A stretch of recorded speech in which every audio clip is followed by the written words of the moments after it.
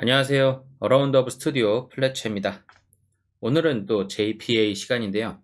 기본적인 CRUD 사용하는 방법과 JPQL 중에 타이드 쿼리 사용하는 방법에 대해서 간단하게 소개해드리는 그런 시간을 갖도록 하겠습니다.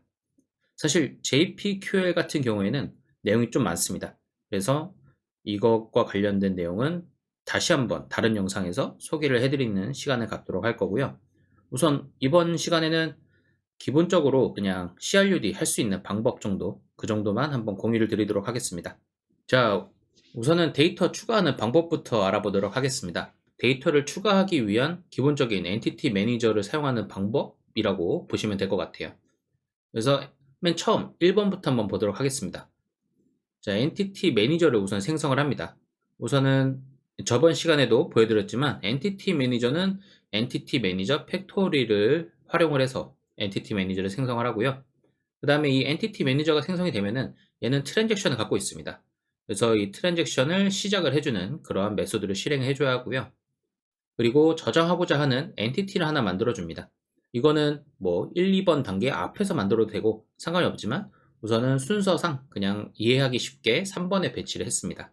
자, 그 다음에 이제 entity manager.persist라고 하는 메소드를 통해서 3번에서 만든 엔티티 객체를 영속성 컨텍스트에 저장을 하는 작업을 해줘야 합니다. 이래야지만 이 영속성 컨텍스트가 변경 감지를 통해서 데이터베이스에 실제 저장을 하는 그런 작업을 할 수가 있으니까요. 사전 준비라고 보시면 될 것 같습니다. 자, 그러면은 이제 이 영속성 컨텍스트에 들어간 엔티티 객체는 저희는 영속 객체라고 이제 부르기로 했죠. 그래서 영속 객체가 됐다, 이렇게 봐주시면 좋을 것 같고요. 그 다음에 엔티티 트랜잭션을 사용을 해서 커밋 메소드를 실행을 하게 되면 실제 이 DB에 있는 내용과 내가 이 persist 영속성 컨텍스트에 추가한 엔티티 객체들을 비교를 통해서 DB에 실제 반영을 하는 작업이 이루어지게 됩니다. 자, 그 다음에 여기 보시면은 제가 이렇게 파란색 네모칸을 쳐놨는데요. 이제 여기는 실제로 데이터베이스에 그런 IO 입출력이 발생하는 그런 영역이다 보니까 트라이 캐치 구문을 사용을 해 놓은 겁니다. 그래서 이쪽에 익셉션이 발생을 했을 때를 하나 만들어 놨는데요. 여기서는 이제 3단계에서 5단계, 이 단계에서 예외가 만약에 발생을 한다. 여기 안에서 저희가 실제로 뭐 커스텀한 익셉션으로 이제 뭐 throw를 날린다든가 뭐 이렇게 할 수 있는데, 그거 외에 우리가 예상치 못한 익셉션이 발생을 한다 했을 때에는 트랜잭션을 롤백 해주는 작업을 캐치 구문에서 진행을 해줘야 합니다. 자, 그 다음에 이런 데이터를 추가하는 모든 일련의 작업이 마쳐지게 되면은 엔티티 매니저를 닫아주면서 이 데이터를 추가하는 진행 단계를 마치게 됩니다. 자, 여기서 주의 깊게 봐야 되는 부분은 persist라고 하는 메소드가 엔티티 객체를 영속성 컨텍스트에 저장을 하는 역할을 하잖아요. 근데 이제 이 역할만 하는 게 아니다. 이제 그러니까 저장, 그러니까 내가 데이터를 추가하기 위해서 persist 메소드를 사용하지만 이 메소드의 기본 동작 자체는 실제로 저장을 하기 위한 동작은 아니다라는 것을 이해를 해주셔야 합니다. 실제로 저장이 되는 구간은 커밋 부분에서 DB에 실제로 반영이 되면서 저장을 하고 있지만 영속성 컨텍스트와 실제 DB의 그러한 차이를 비교를 해서 데이터베이스에 실제로 반영을 하는 거다 보니까 이 엔티티 객체가 DB 없으니까 저장을 하게 되는 그런 동작이라는 거죠. 자, 그러면 우선 다음 내용 보면서 다시 한번 얘기를 나누도록 하겠습니다. 자, 그 다음은 데이터 조회하기입니다. 데이터를 조회하는 이런 일반적인 단계에서는 트랜잭션이 필요하지 않습니다. 그래서 트랜잭션을 시작해주고 종료하는 이런 작업들이 없고요. 자, 1번부터 보도록 하겠습니다. 마찬가지로 엔티티 매니저를 생성을 해주고요. 이제 이 엔티티 매니저가 하나의 그런 커넥션이라고 봐주시면 되겠죠. 그래서 이 엔티티 매니저에서 find 메소드를 활용을 해서 DB에서 엔티티를 조회하게 됩니다. 자, 그러면은 여기서 조회된 이 엔티티, 이 find라고 하는 메소드를 사용을 했는데, 만약에 내가 조회한 값이 해당 레코드가 없다, 이런 상황이 발생을 하면은 우리가 이 엔티티 객체에다가 값을 담을 때 널 값이 들어가게 됩니다. 그래서 우리는 사실 이 값을 사용할 때에는 널 체크를 꼭 해줘야 되는 그러한 상황이 생기겠죠. 그래서 여기에 보시면 조회된 값이 없다면 널이 되고요.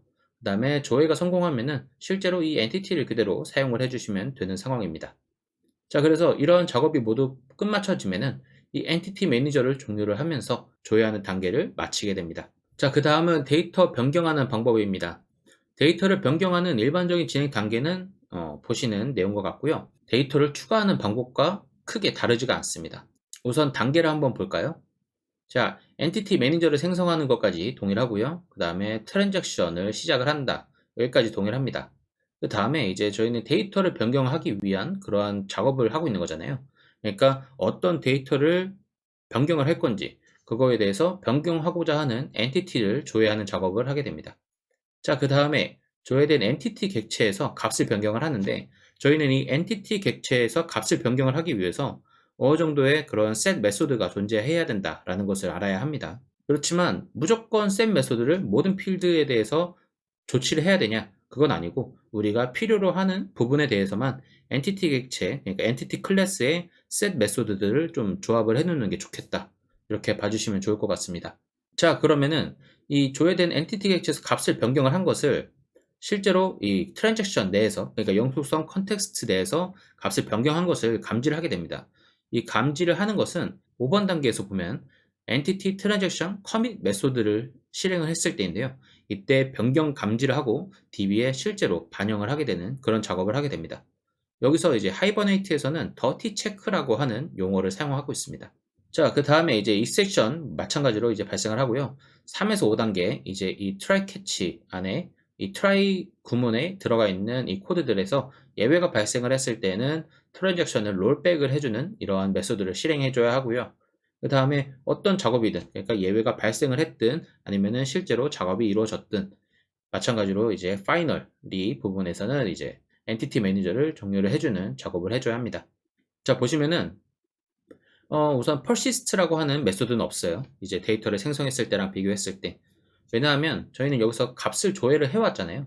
그러니까 영속성 컨텍스트 내에 이미 객체를 DB에서 가져왔다. 이렇게 봐주시면 될 것 같고요. 그랬을 때 이제 그 영속성 컨텍스트에 해당되는 그 엔티티 객체를 변경을 한다. 값을 변경을 해주게 되면은 이거에 대해서 이 영속성 컨텍스트는 변경 감지를 하게 됩니다. 그렇기 때문에 여기서 이루어진 작업이 무엇이냐? 기존에 레코드가 있는데 이거에 대한 값이 바뀌었다라는 것을 인지를 하고 create, 그러니까 insert 구문이 아닌 update 구문을 실행을 한다. 이렇게 봐주시면 좋을 것 같습니다. 자, 그 다음은 데이터를 삭제하는 방법입니다. 자, 1번 단계부터 보면은 이것도 마찬가지로 비슷합니다. 엔티티 매니저를 생성을 해주고요. 그 다음에 엔티티 트랜잭션을 시작하는 것까지 동일합니다. 이제 조회하는 작업 말고는 이제 insert, update, delete 하는 이 작업에서는 크게 별반 차이가 없구나. 이것을 인지를 해주시면 되고요. 자, 데이터를 삭제하고자 하는 그런 레코드를 조회를 해주는데 그렇게 되면은 이 entity라고 하는 객체의 값을 주입을 받아야겠죠. 그 작업을 한번 해주게 됩니다. 여기는 이제 업데이트랑 거의 비슷한 작업인 거예요. 그 다음에 entity manager remove라고 하는 메소드를 통해서 영속성 컨텍스트에 있는 이 entity 객체를 삭제를 해주는 작업을 해줘야 합니다. detach라고 하죠. 이제 이 영속성 컨텍스트에서 이 영속 객체를 떼어내는 작업을 하게 되는데 이렇게 되면은 이제 변경 감지를 안 하게 되는 거죠. 이 메소드, 이 객체에 대해서. 그래서 이 엔티티는 그대로 그냥 엔티티 객체 그대로 사용을 하면 되는 거고 영속성 컨텍스트에서는 이제 이 객체가 빠졌다라는 이 사실만을 인지를 하게 됩니다.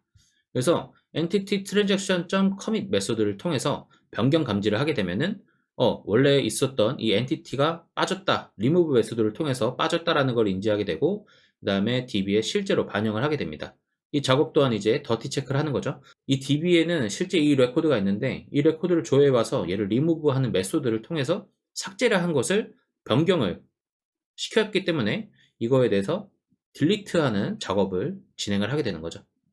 그래서 마찬가지로 이 3에서 5단계에서 예외가 발생을 했을 경우에는 이 모든 일련의 작업들을 트랜잭션이라고 하는 곳에서 과정을 가지고 있는데 이거를 롤백하는 작업을 하게 되는 거고 뭐 이 시츄에이션이 발생했든 안 했든 실제로 데이터가 삭제가 됐든 그랬을 때 마지막에는 꼭 엔티티 매니저를 클로즈 해줘서 자원을 회수하는 작업을 해줘야 한다. 이렇게 봐주시면 될 것 같습니다. 이렇게 해서 CRUD의 기본적인 사용법에 대해서 알아봤습니다. 이제 단일 레코드에 대한 그런 내용들을 다룬 건데요. 실제로 뭐 우리가 실무 환경에서 쓰이게 되면은 뭐 리스트로 받아와야 되는 상황도 발생할 거고요. 어떻게 작업을 하냐에 따라서 이 기능만으로는 좀 부족한 부분들이 있을 텐데 이거를 이제 해소해 주기 위해서 저희가 사용하는 게 JPQL이라고 하는 겁니다. JPQL은 엔티티 객체를 조회하는 객체 지향의 쿼리 언어를 의미합니다. 그래서 이 쿼리 안에는 타입드 쿼리와 그리고 쿼리라고 하는 객체가 있는데요. 이제 이 중에서 우리는 타입드 쿼리에 대해서 간단하게만 알아보고 넘어가려고 합니다. 자세한 내용은 다음 영상에서 한번 다뤄볼 것 같고요. 자, 우선은 이 타입드 쿼리라고 하는 이 객체 보이시죠? 여기에는 이 꺽쇠를 사용을 해서 어떤 타입인지를 지정을 해주게 됩니다. 이 타입은 무엇이냐면 오른쪽에 있는 이 쿼리, 그러니까 쿼리의 반환 타입이죠. 이 쿼리를 실행을 했을 때 나오는 이 레코드가 우리가 가지고 있는 엔티티 객체의 어떤 타입에 해당되느냐, 이거를 명시해 줄 수 있으면은 타입드 쿼리를 사용을 하게 됩니다. 자, 그래서 entity manager.create query라는 걸 사용을 해서 이쪽에 쿼리문을 입력을 해주게 되고요. 이 쿼리문은 일반적인 SQL문과 거의 동일하게 동작을 하게 됩니다. 다만 차이라고 하면은 이쪽에 있는 객체, 그러니까 유저 엔티티라는 걸 사용을 했죠. 그러니까 테이블 이름이 아닌 엔티티 객체의 타입을 입력을 해줘야 한다. 이 정도의 차이만 있다라고 봐주시면 될 것 같고요. 그리고 여기에 as가 원래 들어가야 되는데 이 as 부분이 생략이 돼도 상관이 없습니다. 자, 그 다음에 이제 return type, user entity.class라고 하는 이 타입을 지정을 해주게 되고요. 만약에 쿼리, 이 타입드 쿼리가 아닌 일반 쿼리를 사용하게 되면은 여기 동일하게 사용하고 여기서 타입만 지정해주지 않으면 됩니다. 자, 그래서 어떠한 객체를 사용했든, 그러니까 타입드 쿼리를 사용하든 아래와 같이 get result list라고 하는 이 메소드를 통해서 결과값을 받을 수가 있는데요. 여기서는 이제 list 해서 또 꺽쇠로 타입을 지정을 해놨죠.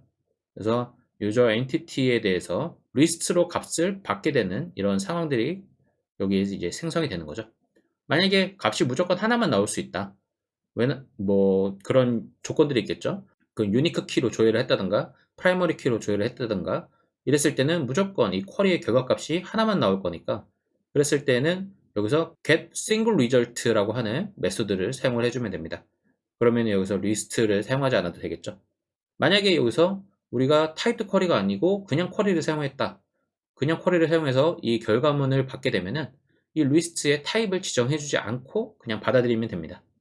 그러면은 실제로 뭐 저희는 오브젝트 객체로 받은 거기 때문에 그거에 맞춰서 저희가 따로 후작업을 해줘야 되겠죠. 이제 그러한 작업들이 필요하다. 이 정도로만 알아두고 가시면 좋을 것 같습니다. 이 타입드 쿼리가 포함되어 있는 JPQL에 대해서는 나중에 또 다시 자세하게 다룰 시간이 있을 것 같아요.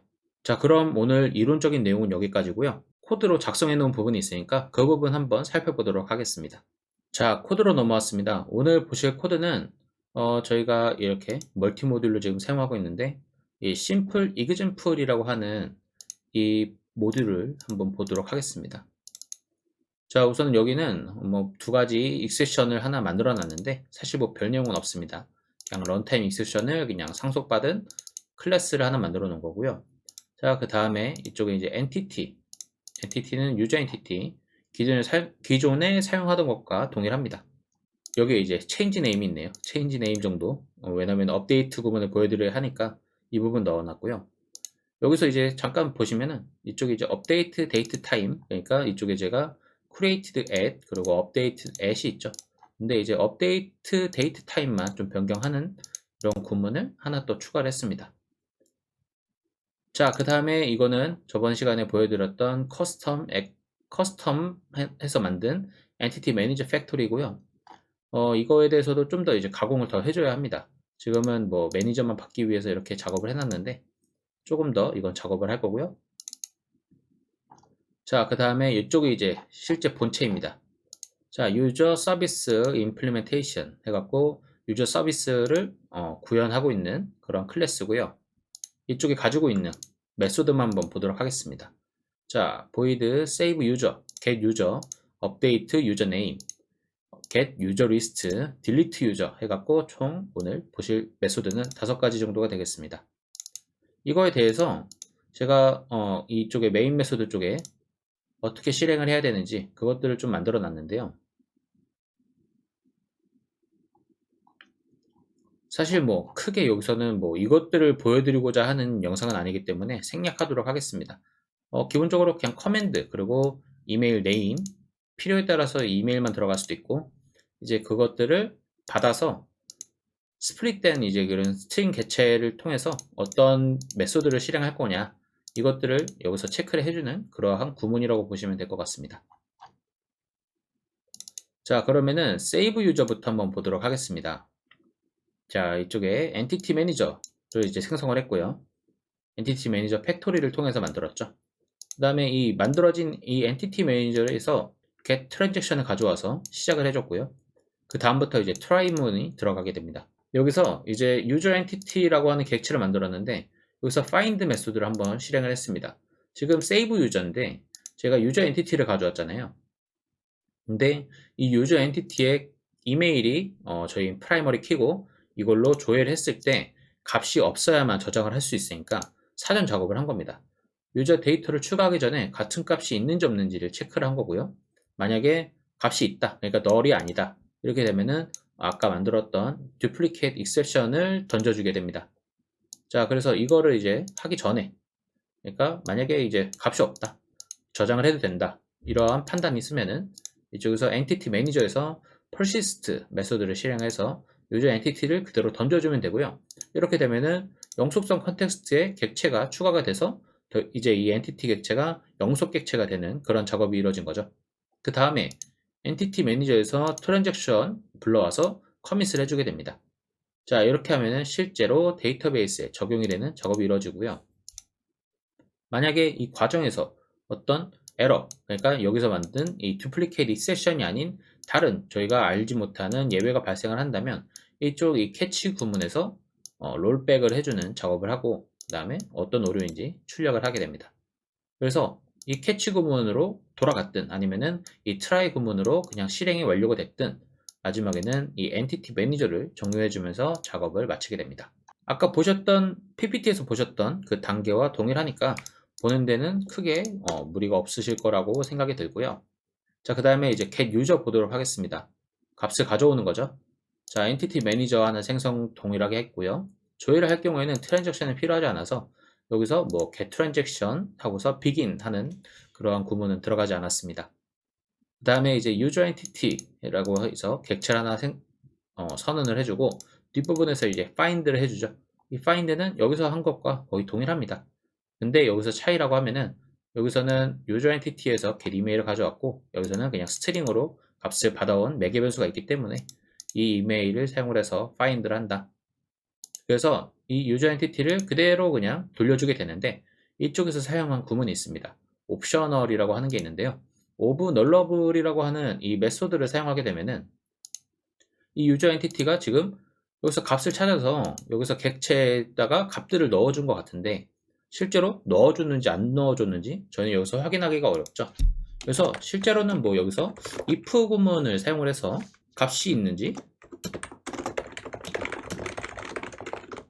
이거를 체크를 해주면 더 좋긴 하겠지만 이 작업은 그냥 이쪽 이 옵셔널이라고 하는 이 클래스를 사용을 해서 우리가 넣을 수도 있다로 명시를 해주고서 리턴을 해줘도 상관이 없습니다. 이런 방법도 있으니까 구분을 해주시면 좋을 것 같고요. 자, 그 다음은 이제 업데이트 유저네임입니다. 이게 이제 업데이트 구문이죠. 우선은 저희가 갖고 있는 이 엔티티 객체는 이메일과 이름 그리고 생성 일자, 업데이트 일자 정도만 갖고 있기 때문에 저희가 바꿀 수 있는 거는 이름밖에 없습니다. 그래서 이름을 한번 바꿔보기로 한 거고요. 자, 스트링 이메일이 들어가고 그 다음에 new name, 그러니까 새로운 이름을 주입을 해주게 되면은 이쪽에서 엔티티 매니저로 트랜잭션 시작해주고요. 여기서 이메일을 기반으로 유저 엔티티 객체를 하나 가져오게 됩니다. 만약에 여기서 null이다 그러면은 값을 찾을 수 없었다라고 하는 이 세션을 처리를 해주고요. 그 외에는 이제 값이 들어온 거니까 여기서 change name이라고 하는 메소드를 사용합니다. 이거는 엔티티 클래스에 제가 정의를 해놓은 메소드고요. 이 메소드를 통해서 new name을 넣어주면은 new name으로 name을 교체를 해주게 됩니다. 자, 그러면 자동으로 업데이트 데이트도 바뀌게 되겠죠. 그 다음에 트랜잭션을 커밋을 해주면은 여기 이 부분에서 이제 업데이트 구문이 업데이트 쿼리가 날아가게 됩니다. 여기는 이제 동일한 거니까 더 이상 설명은 드리지 않고요. 자, 그 다음에 이제 get user list 보기 전에 delete user부터 보도록 하겠습니다. 자, 이쪽에는 이메일만 받습니다. 이메일만 받아서 그 이메일에 해당되는 레코드를 지우는 작업인데요. 여기서도 트랜잭션을 시작을 해주게 됩니다. 그래서 엔티티를 한번 찾아보고요. find에서 이메일로 값을 찾았죠. 그래서 널 값이면은 마찬가지로 not found exception을 던져주게 되고, 만약에 이제 값이 있다. 그러니까 조회를 완료하게 되면은 이쪽에서 remove라고 하는 메소드를 사용합니다. 그래서 이 유저 엔티티를 삭제를 해주는 영속성 컨텍스트에서 삭제를 해주는 그런 작업을 하게 되고, 그랬을 때 이 엔티티 매니저에서 커밋을 하면은 이 값이 사라진 것을 파악을 하고 실제로 딜리트 구문을 데이터베이스에 날려주는 작업을 하게 됩니다. 자, 그 다음에 뭐 파이널 캐치는 동일하니까 넘어가고요. 자, 그 다음은 이제 유저 리스트를 싹 한번 긁어오는 작업을 해보는 겁니다. 자, 엔티티 매니저 하고요. 여기서는 마찬가지로 이제 조회 작업이라서 트랜잭션이 필요가 없습니다. 자, 그 다음에 여기서 타이트 쿼리라는 걸 사용을 했고요. 자, 쿼리 엔티티 매니저 create 쿼리 그래서 이쪽에 QL string이라고 나와 있죠. select 그 다음에 u from user entity u. 근데 여기는 이제 as가 생략이 되어 있는 거고요. 자, user entity 값을 user entity 타입으로 값이 나온다라는 것을 명시를 해준 겁니다. 자, 그러면 이 create 쿼리 쪽 보시면 자, 저기 위쪽에 타입드 쿼리에서 유저 엔티티가 명시가 된 걸 볼 수가 있죠. 그래서 이 값으로 이제 들어오게 되고 이 쿼리에서 get result list라고 하면은 유저 엔티티라고 하는 이 리스트의 값이 모두 들어가게 됩니다. 그래서 이쪽에서 출력을 해볼 수 있지만 지금 저는 이쪽에서 출력을 해놨고요. 보시면 select list 여기다 list 쪽에 user entity for each라고 하는 이 메소드를 사용을 해서 각각의 이제 유저 엔티티들을 이렇게 출력을 하는 구문을 만들어 놨습니다. 자, 근데 이 코드는 이 아래 코드로 대체가 또 가능합니다. 아까 말씀드린 타입드 쿼리와 쿼리의 차이인데요. 이쪽에서는 create 쿼리를 사용하고 이쪽에 타입 명시를 해주지 않습니다. 그리고 마찬가지로 이 쿼리에도 타입을 명시해주지 않고 있죠. 그리고 마찬가지로 리스트에서도 타입을 명시해주지 않습니다. 자, 이런 식으로 대체도 가능하니까 이 부분도 확인해 주시면 좋을 것 같고요. 자, 그런 다음에 return 해서 이 리스트를 리턴을 해주는 걸로 이 메소드가 종료가 됩니다.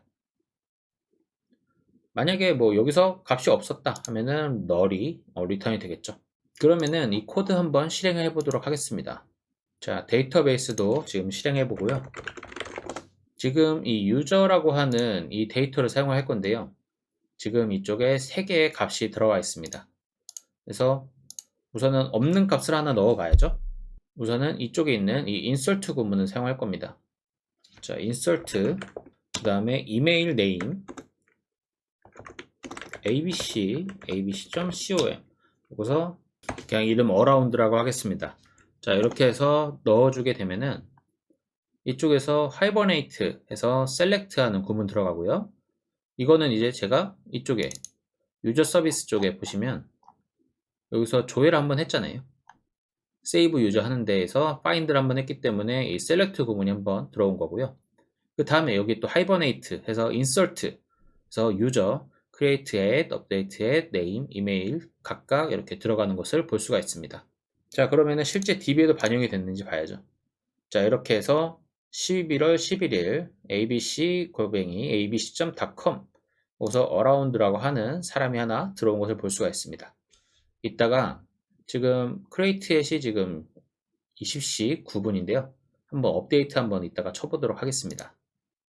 자, 그 다음은 get user죠. get user를 하기 위해서는 select라고 하는 스트링을 사용했습니다. 자, select abc.com 이렇게 조회를 하면 되겠죠. 자, 그러면은 이쪽에 hibernate 해서 select 해서 user entity 뭐 이런 것들 조회를 해왔고 user entity죠. 근데 여기 다 이렇게 막 언더바 뭐 이런 식으로 막 붙어 있어요. 이것들은 다 이제 프록시 객체라고 생각을 해주시면 좋을 것 같습니다. 자, 그 다음에 이메일 abc 해서 around hub 그 다음에 create update date가 이렇게 나오는 것을 볼 수가 있습니다. 자, 그 다음은 자, 지금 시간이 11분이죠. 9분 했으니까